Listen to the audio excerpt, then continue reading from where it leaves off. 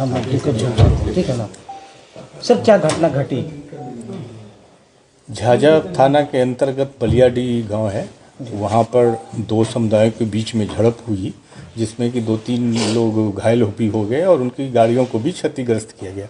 मामला ये था कि एक समुदाय के लोग हनुमान चालीसा पाठ के लिए उस गांव में जमा हुए थे। कुछ उस गांव के भी थे और कुछ उस गांव के बाहर के लोग भी वहां जमा होकर के नमाज पढ़ पूजा हनुमान चालीसा पढ़ रहे थे। जब ये लोग उधर वहाँ पर वो लोग जब जा रहे थे तो जाने के समय में थाना को सूचना मिली कि जब ये मस्जिद के पास से गुजर रहे हैं तो वहाँ पर नाराबाजी किए हैं। तो जो वहाँ की जो गश्ती पार्टी थी उसको भेजा गया। तो गश्ती पार्टी में जो फोर्स था तो वहाँ पर गश्ती पार्टी के द्वारा जो फोर्स था तो वहाँ पर जा कर के वो जब हनुमान चालीसा का पाठ हुआ तो किसी भी बड़ी पदाधिकारी या कहीं वो सूचना नहीं दिए। उन्होंने सोचा कि हम हैंडल कर लेंगे और वो आगे आकर के उसको निकालने का प्रयास किए। पहले वो रास्ता बदलने का भी कहने लगे कि इस रास्ता से जब उधर से जा रहे थे बोले कि वहाँ पर माहौल कुछ ऐसा हो रहा था। तो गश्ती में जो थे उनको हमने निलंबित भी कर दिया और उनसे स्पष्टीकरण भी पूछा है कि आखिर में आपने बड़ी पदाधिकारी को सूचना क्यों नहीं दिया। और 2 केस हम लोगों ने दर्ज किया है। एक वहाँ के पब्लिक के बयान पर हमने दर्ज किया है जिसमें कि 41 लोगों को नामजद किया है और अन्य 50-60 लोगों पर उस केस को हम लोग ने दर्ज किया है और उसमें से 8 लोगों को हमने गिरफ्तार किया है। एक दूसरा भी केस हुआ है जिसमें कि वो जो बिना लाइसेंस का बिना ऐसे ही जुलूस जमावाड़ा लगाए थे और आपत्तिजनक नारा लगाए थे और विद्वेष फैलाने का जो कोशिश किए थे तो उसके लिए भी एक केस को दर्ज किया गया है। दोनों में कार्रवाई चल रही है और हम लोगों ने दोनों जगहों पर चूँकि जो जिनको चोट लगी थी वो जमुई थाना अंतर्गत थे तो यहाँ पर भी हम लोगों ने शांति समिति की बैठक की। वहाँ पर भी हम लोग जा कर के शांति समिति का बैठक किए और अभी माहौल शांतिपूर्ण है। सर, और मिली जानकारी के अनुसार से वहाँ बताया जा रहा है कि कार्यक्रम समाप्त है तब ये घटना हुआ और उस वक्त जो पुलिस प्रशासन थे उस रास्ते से आने से रोक भी रहे थे।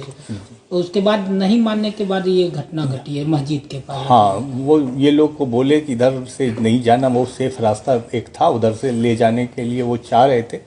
लेकिन कुछ लोगों ने जो वहाँ पर जो पूजा पाठ कर रहे थे बोला कि नहीं हम इसी रास्ते से जाएंगे।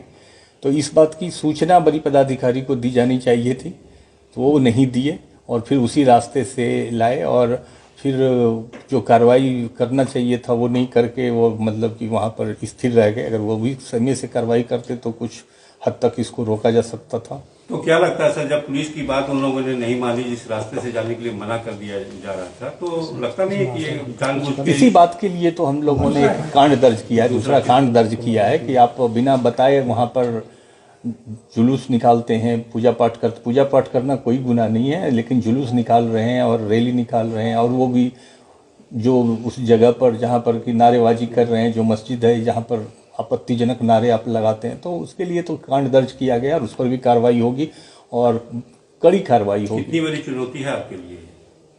ठीक है, चुनौती तो इस टाइप का पुलिस में आता रहता है, बट हम इतनी कस के कार्रवाई करेंगे कि भविष्य में इसकी पुनरावृत्ति न हो, इतना तो हम कस के कार्रवाई करेंगे। 2017-18 में कुछ इसी तरह की घटना जमुई में हुई थी जिसके चलते जमुई का माहौल खराब हुआ था। हाँ, माहौल खराब करने के लिए कुछ अराजक तत्व होते हैं, इस तरह के लोग होते हैं जो कि चाहते हैं कि हम समाज का माहौल खराब करें। हम आप लोगों के माध्यम से ये संदेश देना चाहते हैं कि जो अफवाह है, अफवाह न फैलाएं, समाज में शांति बनाए रखें, शांति व्यवस्था में सहयोग दें और हम आपके साथ हैं। स्थिति पर काबू करने के लिए बाहर से भी पुलिस बल की मांग की गई है या तैनाती की गई है?